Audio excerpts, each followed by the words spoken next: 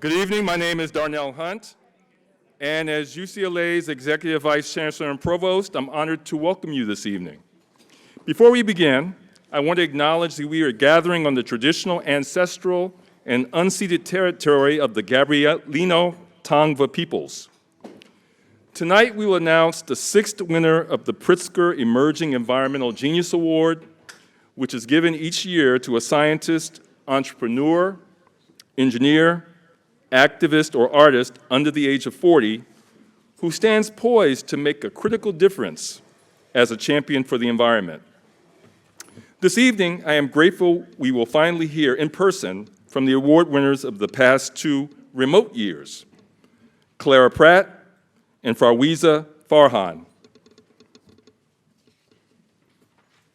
We will also hear from the director of the Institute of the Environment and Sustainability, Professor Marilyn Raphael. The Pritzker Award is administered under Professor Raphael's leadership. After enjoying our meal together, we'll hear next from this year's finalists for the award, Dysmus Kisilu, Reza Tai Duff, and Tiana Williams-Clausen. Then Tony Pritzker will take the stage to share remarks and announce this year's winner. The evening will conclude with closing remarks from our Dean of Physical Sciences, Miguel Garcia-Garibay. Before we get underway, I want to offer my deepest thanks to Tony and Jean Pritzker, the originators of this award, for their long and generous support of UCLA. Thank you.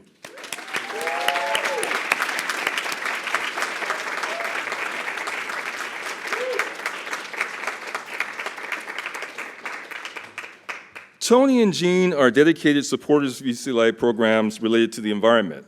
Among the recipients of their giving are the Institute of the Environment and Sustainability, the UCLA Law School, the Congo Basin Institute, the UCLA Samueli School of Engineering, and the Sustainable LA Grand Challenge. Their vision and steward... You don't know how to say it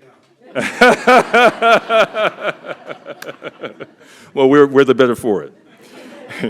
Their vision and stewardship has led and will continue to lead to innovative breakthroughs that support the health and vitality of the Earth and its people. The Pritzker Emerging Environmental Genius Award is a terrific example of Tony and Jean's impactful work. Each year, it brings together a cohort of 20 incredible nominees, each one an innovator working on the front lines of the existential struggle for our planet's future.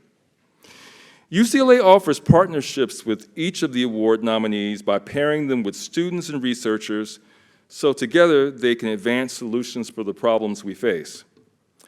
These partnerships have helped save the lives of blue whales off the coast of Sri Lanka, advanced a circular economy in Lagos, Nigeria, empowered communities to fight climate change throughout the US, and much more. Of course, some of the most stunning work is done by the Pritzker Award finalists and winners. And in this vein, I am honored to introduce our next speaker, 2020 award winner Clara Pratt, the founder of Navajo Power, an organization that develops clean energy projects on tribal lands and advocates for Native communities' economic empowerment. I hope tonight's event is both enjoyable and enlightening. Please join me in welcoming Clara Pratt.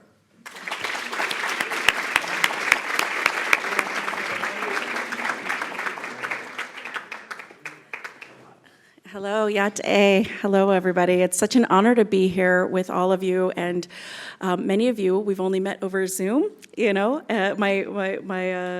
Jamie here, who was the nominator for me, she came up to me and I looked at her and I said, "Oh my gosh, I've only ever seen you like this. I didn't know what to expect."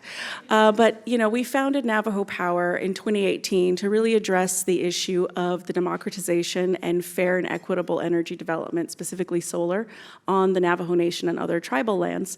It had never been done before, and there's a reason for that. It is not easy. But through a lot of hard work and determination and an incredible team of co-founders, we now have site control in multiple areas around the Navajo Nation and in other tribal communities in the United States. With the Pritzker Award, what we did was pretty transformative, and it was beyond the monetary piece of it. What really ended up happening is it catalyzed us into a different realm and level of networking and relationship building, which I think really that's what this whole group is about, drawing on each other's strengths. Tonight I've had multiple conversations with folks on how we can push further the envelope on addressing climate change. And I always say I was a late to environmentalism person. I worked for the Navajo Nation for a number of years prior to starting Navajo Power. And one of my primary jobs as the lead advocate on the Navajo Nation was keeping the power plants open, keeping the coal plants open. And that was not because I was like, yeah, coal, it's great, you know, let's put some more particulate matter in the air. No, it was really about what does it mean to grow up with a 65, 75% unemployment rate? What does that do to a people? And when we address people first in our energy transition plans, it makes those conversations easier. So unfortunately, what's happened over the last several years is we've had power plants close down, no really good plans for transitioning to a new energy economy, a lot of people out of work, a lot of good unionized jobs no longer available, a brain drain of people that were working in these industries that are now no longer on the Navajo Nation. Extended families not getting that support that they would have gotten from a primary breadwinner. So how do we bring those people back home, and how do we make sure that they're at the table? And I always say just because it's green energy doesn't automatically mean it's going to be done in an equitable way. It requires us to be able to push that paradigm. Bad decisions are made in every industry. So making sure that we do indigenously led business development is so critical across the board, not only in energy, but certainly that's such a huge part of what we're doing currently. And you know, the Pritzker Award has been transformative for us for the networking. What we did with the award actually itself, as it was reflecting, you know, we've got these big KV lines going over Western Navajo, and we're coming to these communities that have a lot of historical trauma, and we're saying, hey, support our solar plant. We're going to put a new infrastructure here, and you're going to support us. And they're like, how are you any different than coal? How are you any different? We're still going to have homes underneath these KV lines that have no electricity. So we said, well, if we do that, we fail. Let's utilize this funding to start up a subsidiary called Navajo Power Home, which does off-grid solutions.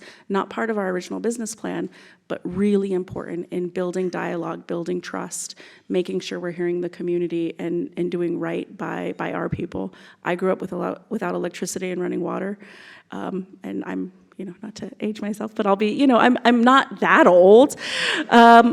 But we still do have people, young people, who are growing up in these same conditions. So what hasn't been done in the last 40 years?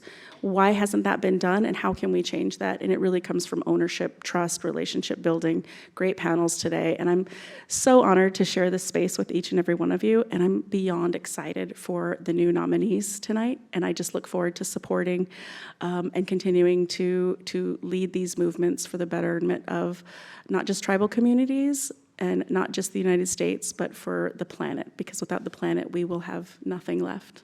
So thank you very much, and have a good evening.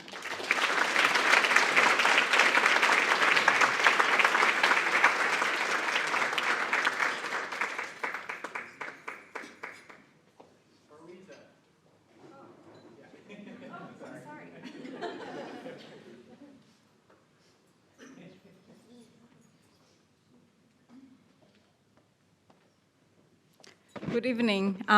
It is such an honor for me to be here. I come in with this huge imposter syndrome. I think about a decade ago, I applied to UCLA as a master's student and get rejected. So somehow, to be standing here as a last year award winner felt impossible. So thank you for allowing me to be here.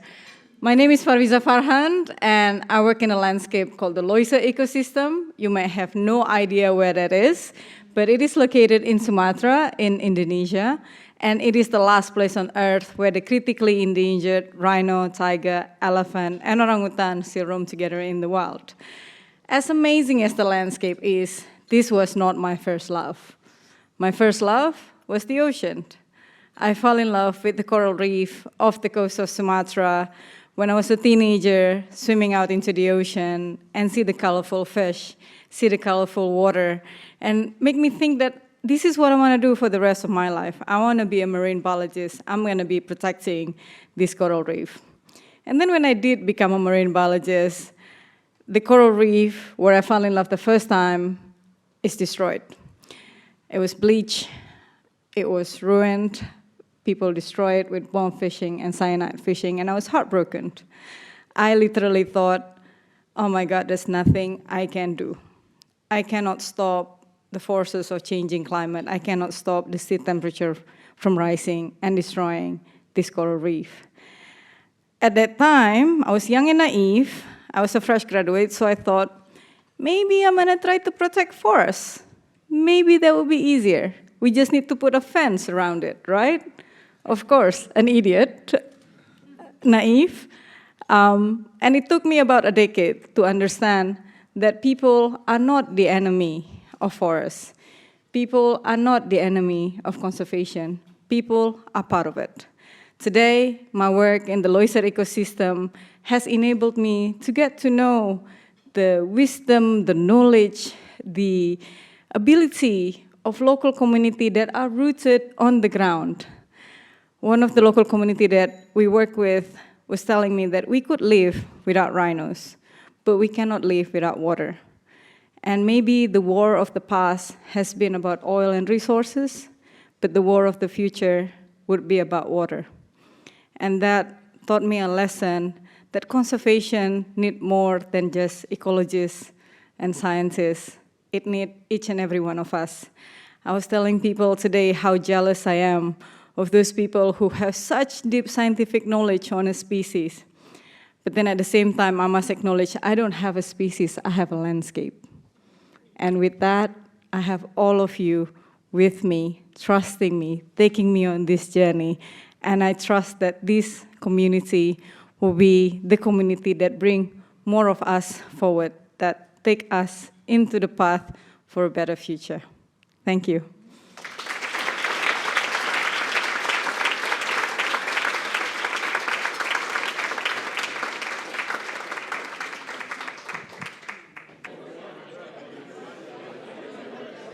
Good evening, everyone.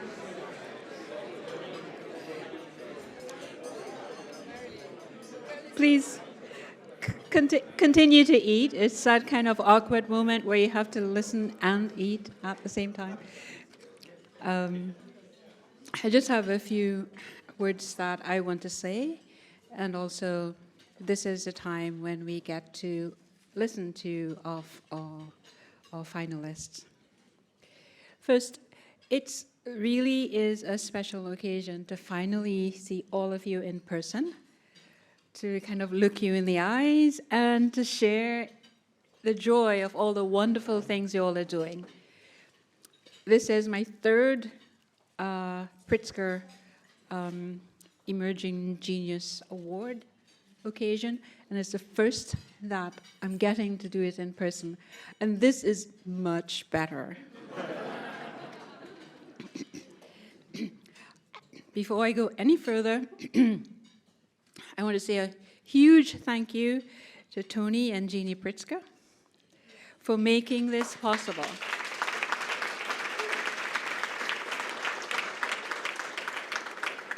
And thanks everyone for coming and being with us tonight for this special occasion. You really make it worth it. So I'm Marilyn, I should have said that before. I'm Marilyn Raphael, and I'm the director of UCLA's Institute of the Environment and Sustainability. And it's been my honor to help the university host the Pritzker Genius Award for the past 3 years. Earlier today, we held a conference for members of the Pritzker Award community. It's really rare for one place to hold so many brilliant global perspectives. I was there for the whole day, and I was not bored. It was just absolutely fantastic. And I've been to a lot of conferences. But this one enabled an exchange of ideas that I hope will inspire us for years to come. Just as important as that are the new relationships that we formed and continue to build each year. And I'll just say, Jamie, I've seen her, in the Zoom space, and now I get to sit next to her and really deepen the relationship that has formed over the years. Everyone in this room is all part of this vibrant growing community that we're celebrating. Celebrate is one of the themes for today. We're grateful to have our 3 finalists in the room, one here digitally. So I'm going to pause and ask you to give them a round of applause.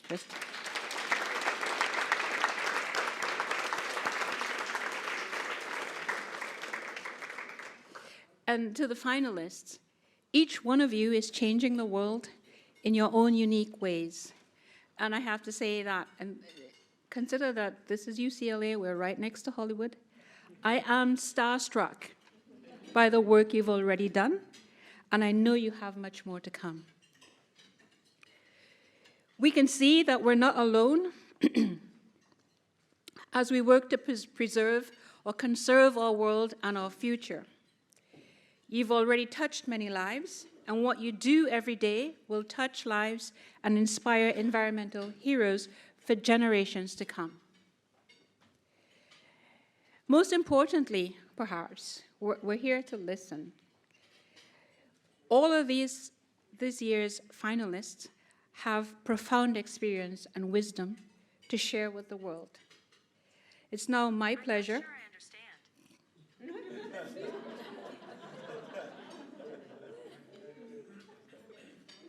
Did you all hear that?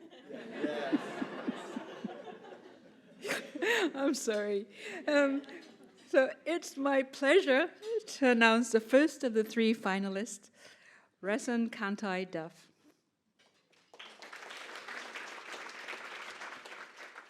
Endasova Poge. It's really wonderful to be here, and thank you so much to the UCLA community, to the Pritzkers, and for the honor of the nomination and the privilege to join you, albeit virtually. I really feel sad that I'm not able to be there in person. I'd like to say that I've become a master at living in the in-between spaces. I'm an urbanite with the love for the city, but also one who is working to reclaim my lost indigenous heritage as a Maasai, a tribe and nation that have maintained the culture of pastoralism for generations.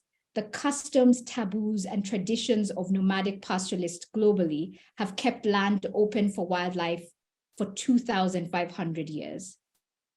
The well-beloved savannas full of buffaloes, lions, dung beetles, and iconic trees that have co-evolved with the hoofs of sheep and cows, camels and donkeys of nomads who have called these plains and hills and valleys home. The decisions pastoralists have made and continue to make have forged many of our landscapes.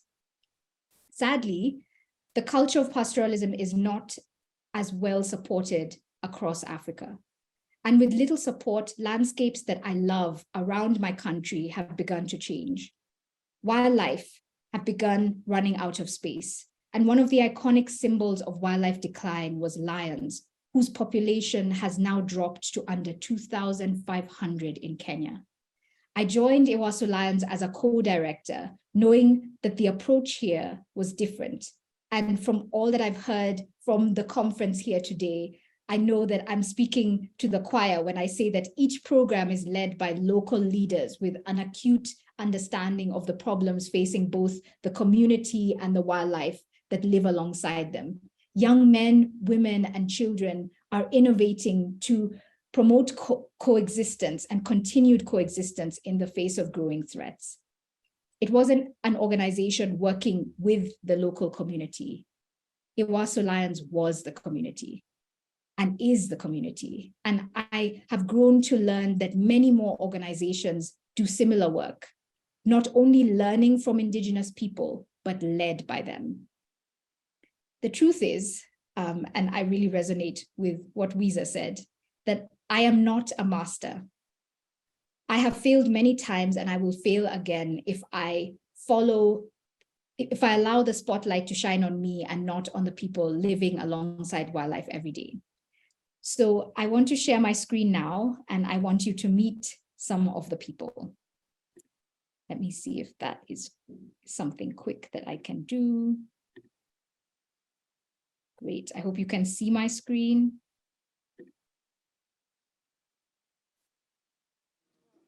This is Munteli Lalparsaroy. She's the first traditional Samburu woman to drive a car. She is the pioneer of the Mother of Lions, the Mama Simba program. Watching her confidence in everything from lion monitoring to sharing her clear vision for Samburu women in conservation with both local and foreign audiences is exhilarating. This is Dr. Jessica Kurere. She is a young, vibrant pastoralist woman and one of the few veterinarians working at the nexus of people, wildlife, and domestic animals. Jess's team runs a mobile veterinary unit to keep disease spread between wild and domestic animals low, vaccinating, sterilizing, and igniting people's passion for domestic dog welfare. This is Cassian Leringato. He is sometimes out on foot, following lion tracks so that he can warn other herders where the lions are, and this is the crux of our project. His team helps save goats and cows and camels from carnivores that they share space with. Cassian is the head warrior, and he's leading a group of young Samburu men in the Warrior Watch program. And this program was founded 12 years ago by Jeneria Lekilele, seen there, to involve young men in conservation. And this is Shivani Bala. She is the founder of our organization. This Kenyan woman has lived for 20 years in a tent, not as a sacrifice, but as a choice. She has been the glue of the organization in ensuring that each program is locally led and that each of these leaders are seen. I say these names not just because I'm proud of my team, but because that at this time of deep biodiversity and climate crisis, that when the world looks for those who have achieved mastery, for conservation leaders, they will not have to look far. I say them so that when they hear of the fact that the lion population in Kenya, in northern Kenya, is at the highest that it's ever been, they will be able to trace the people whose decisions have pushed coexistence forward at all odds. Ashteta Oleng, thank you so much for listening to me. I would now like to introduce my fellow nominee who I am in awe of, Dysmus Kisilu. Karibu sana.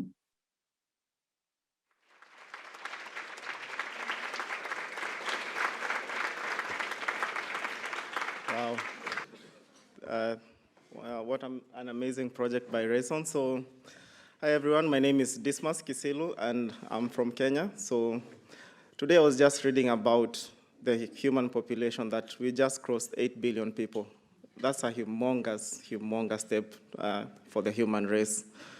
So 8 billion people. I remember the first time I came to the US and my plane was about to land at UC Davis. I looked out the window and I saw acres and acres of farmland that were well organized, green, and the farmers were using productive use assets like tractors. It took me back to my home village in Kenya, Machakos County. I remember sitting in a windowless classroom and the teacher pointed out at some farmers who were tilling the land and told everyone, hey, look at those farmers. If you don't study hard, you're going to end up as them, failures. That's the story of smallholder farmers in most developing countries.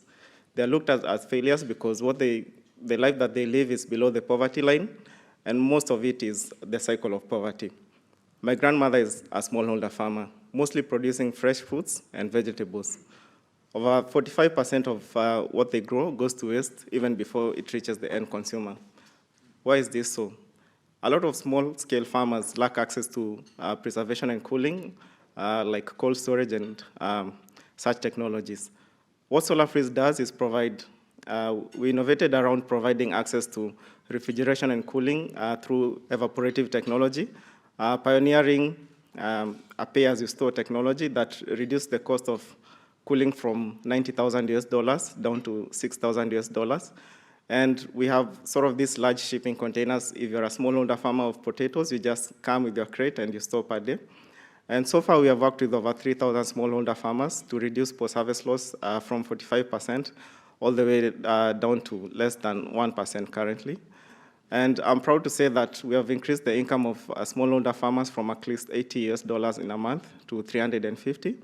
And we want to change the story of smallholder farmers from failures to more productive use to more productive farmers in their community through assets such as refrigeration and cooling that is powered by solar power.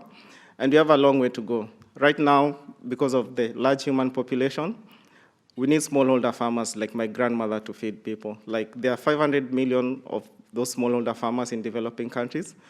And one thing that really challenges me is how can we work with them better to innovate around technology such as refrigeration and cooling, to help them increase their income and to feed the population in a better way. I'm proud to say that my grandmother is really happy with my work, and she's one of our customers. And we want to change that story of poverty to now more sustainable income, and working with them to also reduce the effects of climate change through grassroots projects such as Solar Freeze. Thank you, and I look forward to hearing from the next finalist, Tiana.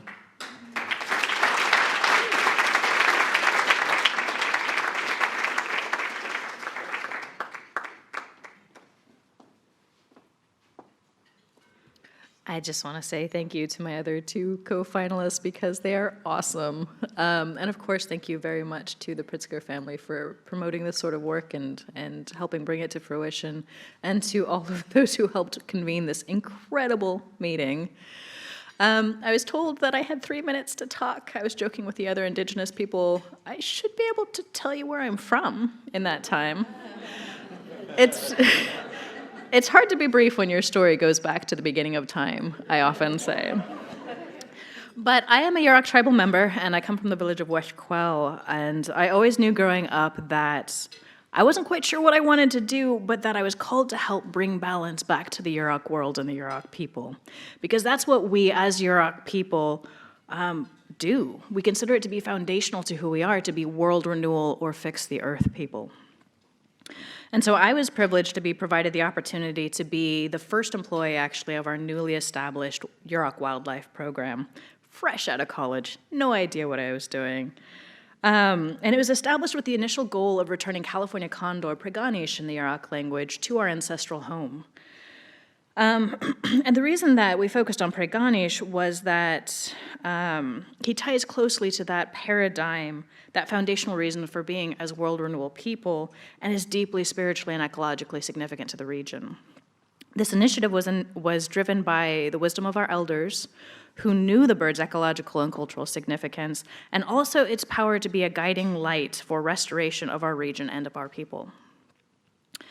To me, I think the power of what I'm able to do, being a Yurok tribal member in the modern world with, the modern education and all that, is to be able to weave our traditional ecological knowledge, our knowledge of relationships in the world, with the tools of Western science to help address a rapidly changing world. Whereas our indigenous science was built up over the course of millennia, and we know what the world should look like, it's these Western tools that are allowing us to get these quick snapshots and respond in the way that, and on the time scale that is necessary. But in any case, we soon hired Chris West, who's our senior wildlife biologist in charge of condors and who loves and breathes condors. And we got started, and that was back in 2008. 14 years later, after a lot of data acquisition, after a lot of partnership building, a lot of planning, in May of 2022, the dreams of our elders were finally realized, and we released the first condors to fly in Yurok skies in over 130 years.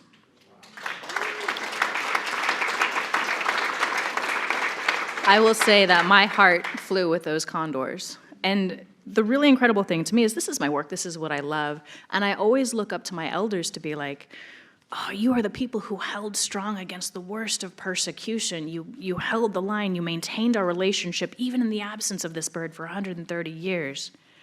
But we invited our elders to come out that first day when we first brought them in, and they were crying, and they were hugging me, and they were giving me all this love for the work that I do. And it was then that I first began to realize the impact of what it means to serve the dreams of my elders like that. In any case, we have since established a more comprehensive threatened and endangered species conservation strategy. which prioritizes species preservation, but more importantly, prioritizes restoration of the habitat that they rely on in a holistic way, in coordination with not only are there natural resource divisions, forestry, fire, watershed, fisheries, but also our surrounding land managers, because we understand that we absolutely are not persisting in a vacuum, and everything that's around us we both contribute to and receive from.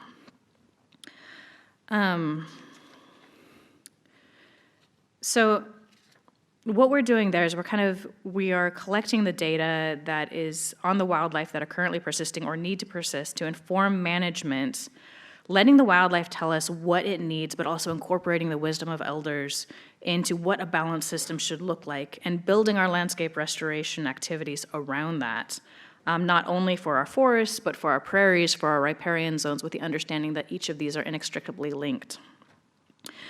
Ultimately, what we are doing is reasserting our capacity for an obligation towards the stewardship of the land, which is integral to and supported by its well-being. I am also in the privileged position of working with a very charismatic species, such as condors, which has its own powerful conservation story and many people who love it. And so this project has opened a lot of doors for people being interested in the work that we do. And while I will talk condors all day, I also really love to talk about what it means to exist in relationship with the land that you live in. And so many people will come up to me and they'll be like, oh my gosh, I love the relationship. I love how you're in touch with nature and you exist with nature. And I'm like, so do you. You exist in nature. We've got this false idea that we are external to it or hierarchical to it, but we are not. We are integral to it, and it is integral to us. And so that's my privilege, to be able to reach out to the world and tell people what they probably already know, honestly, but in a way that, for whatever reason, moves them particularly and helps bring them back into relationship with the world. I'm particularly privileged to do that with our youth, our tribal youth and others. I love when I go and I give a talk about condors or the issues that they're facing, and some 8-year-old jumps up and says, I know about that, and then he starts giving the talk for me. I mean, that's the best feeling. But anyway, that's kind of what I do. That's my life's path. It was kind of a crazy one getting to me, which is a whole nother story.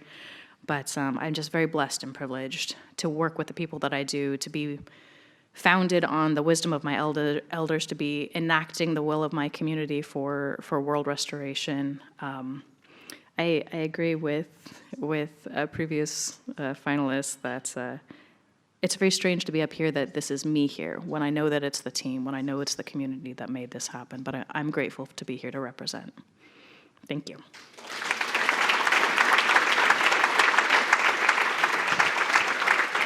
Distinguished guests, we are moments away from announcing the winner of the 2022 Pritzker Emerging Environmental Genius Award. And now, here's Tony Pritzker. Hi, how are you all? It is completely my privilege to be able to be up here. I'm humbled by what you guys have done at such a young age and put together. I don't know that I have that in me. I don't know that I had that in me, but I'm inspired by what you guys do. It really, it's encouraging to all of us.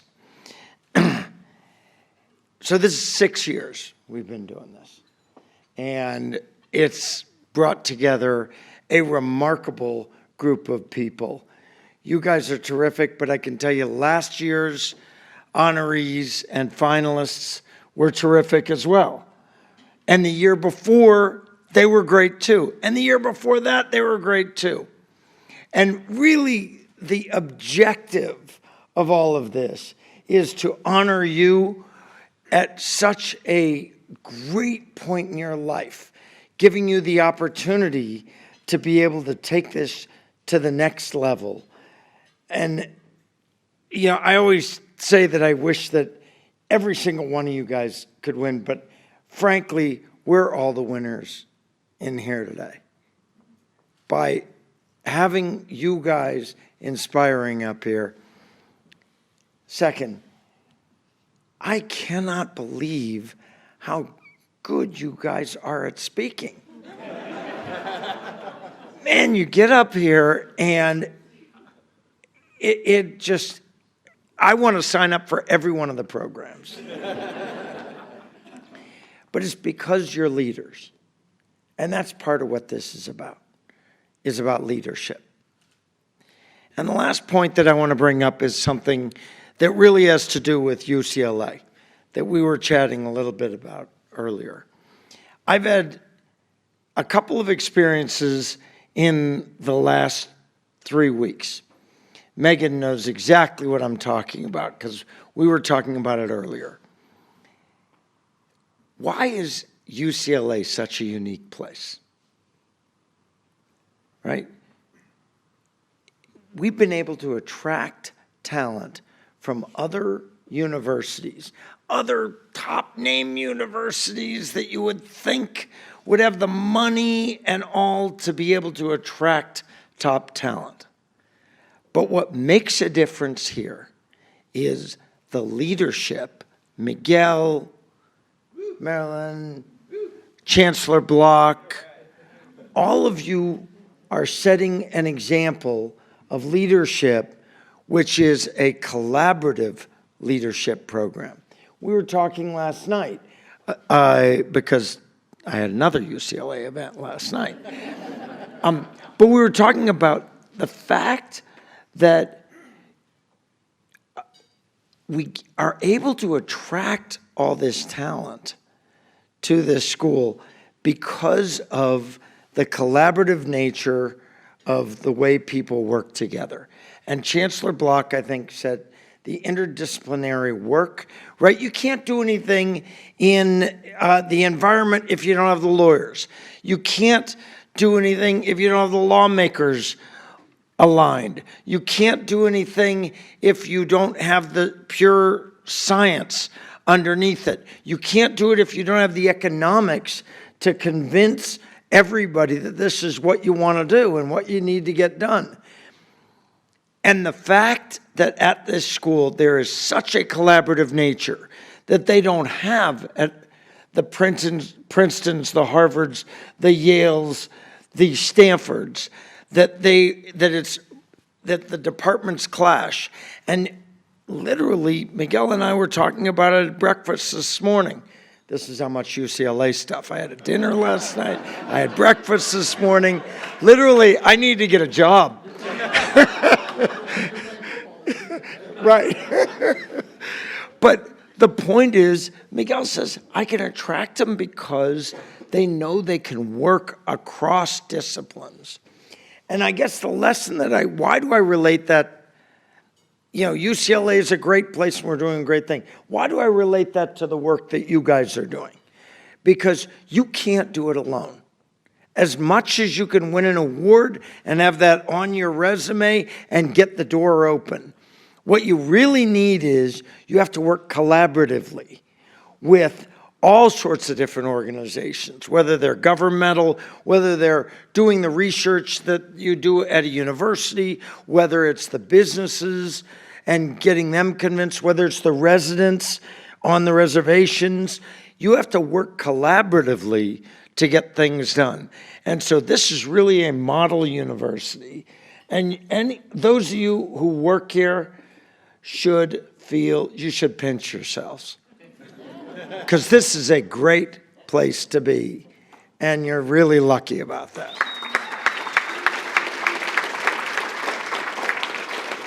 And just FYI, I don't even have a degree from here. So I wish that I could say that. So I am confident that all of you guys are going to be successful, right?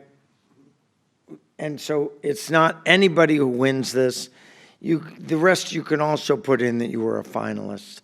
And I think that should open doors. And that's what you've been able to utilize it to do, right? Okay, so now, this is it? Okay. So now I get to announce the winner.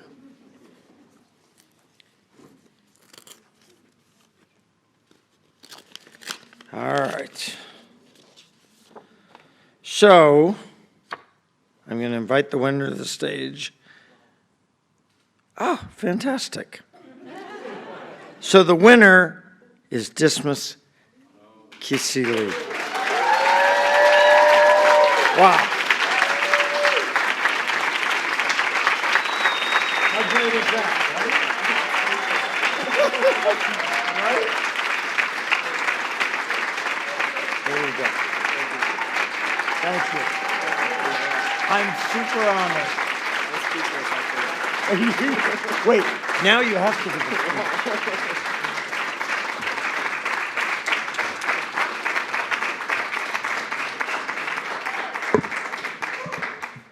Wow, Tony, I didn't expect this, to be honest. It's because all the finalists are super amazing. Tiana, Rayson, and all the projects that you're doing is keep on doing the great work. To Jamie, thank you for nominating me. This means so much. To Tony, putting a spotlight on innovations happening in corners of the world that you'll never imagine, that are pushing the button on climate and trying to make a difference. That's really huge, and thank you for that. It's not just happening in UCLA, it's happening all over, and thank you for thinking about how you can collaborate with such organizations. That means a lot. To the smallholder farmers that I work with, this is for you. I know a lot of you will get to see a YouTube video and say, that's our son, because in Africa, everybody who goes beyond goes beyond the village and comes to America, we are really the sons of Africa, and I hope I represent you well. And right now, as I spoke earlier, we are 8 billion humans. How can we make a difference to them? Climate change is here, and it's happening. We need to have solutions that scale, and scale quickly. We need to get support from organizations that have the funding, organizations that have the technical support like UCLA, and people who are willing to support grassroots organizations such as Tiana's to partner with them and see how you can collaborate. I want to thank my staff. I want to thank everyone who is working with smallholder farmers, especially in Africa. You are not in a part that is unseen. You are right now seen. Thank you. Fantastic.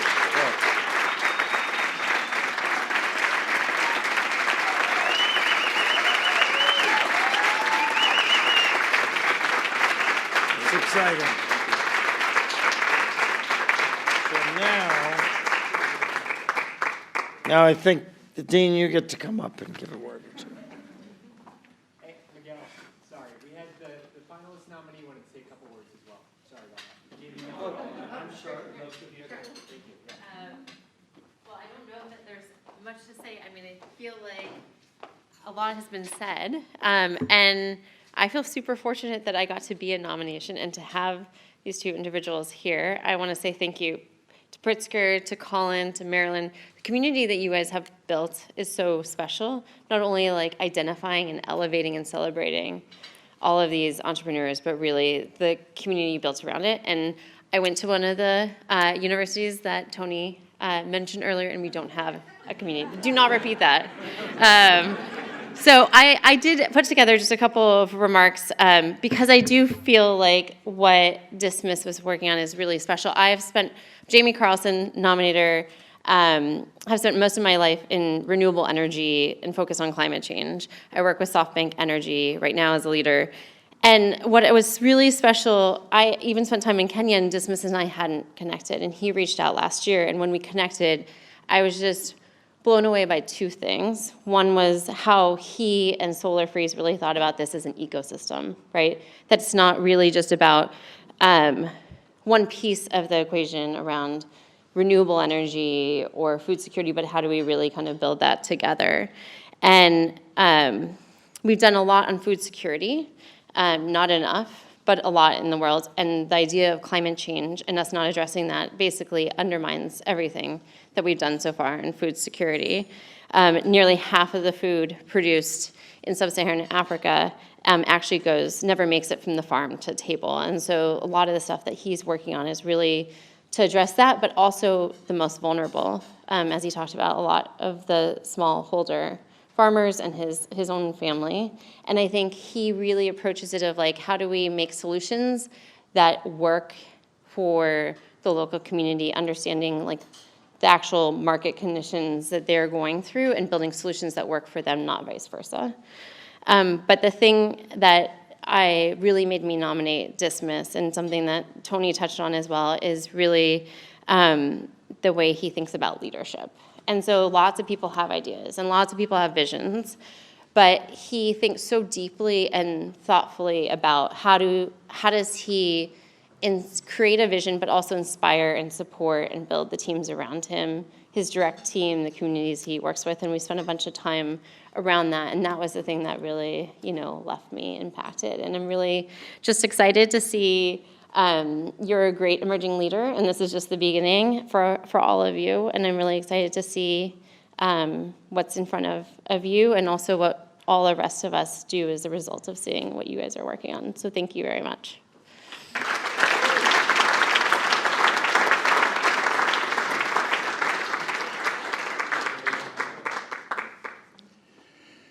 Well, thank you. I don't know, I'm speechless, right? Everybody's so eloquent and everybody says, has such an incredibly powerful message. But I definitely want to congratulate Dysmus for winning this award. I'm particularly proud, of course, that, think about it, right? Solar Freeze is all about physical sciences. No, but we all know that the environment and sustainability, and really what we're here is something that requires a concerted effort from every aspect of human activity and behavior and scholarship. And that's what the IOES is all about. It's about bringing not only the physical scientists, the social scientists, the humanists, the business school, and everything really coming together and addressing one of the most important challenges that we do have as a species today, right? A long, long time ago, the world was a very different place before photosynthesis, right? It was hostile, producing, and then somehow the sunlight came and made it possible to have an oxygen-rich atmosphere that was extremely violent for everything that was on Earth. And that made it possible for, life as we know it today to evolve. So, are we going to be the plants that will change the environment forever, or are we going to be the species that knows how to live in harmony with Earth and with environment? As you know, many of our societies have learned to do it in many different times, including many of the indigenous people in this country and elsewhere, right? So I am very inspired today. I think events like today are just amazing in that we come together as a group and we started the day by saying we want to celebrate, we want to elevate, and we want to collaborate. That's what it's all about. And I'm so grateful to every one of you, obviously to Tony for really the inspiring idea of having this happening, but to all of you for being part of this really amazing, inspiring opportunity that we'll all have a little piece of how we can make this, a better place to live. And at the end of the day, as a university, as a place of scholarly activity and research, we just are very grateful for the opportunity to be able to influence and impact our students, right? They're really the ones who are going to help us solve many of the problems. And I'm sure, what you'll see is that whether they're in the humanities, the social sciences, the physical sciences, in business, in engineering, they're all thinking about what can we do to have an impact so that we can make the world a better place. So thank you, everybody. Remember, you have a dessert to work on, so that's coming. So this is not over. So please, let's continue the conversation, and thanks to everybody. What a wonderful evening. So thank you.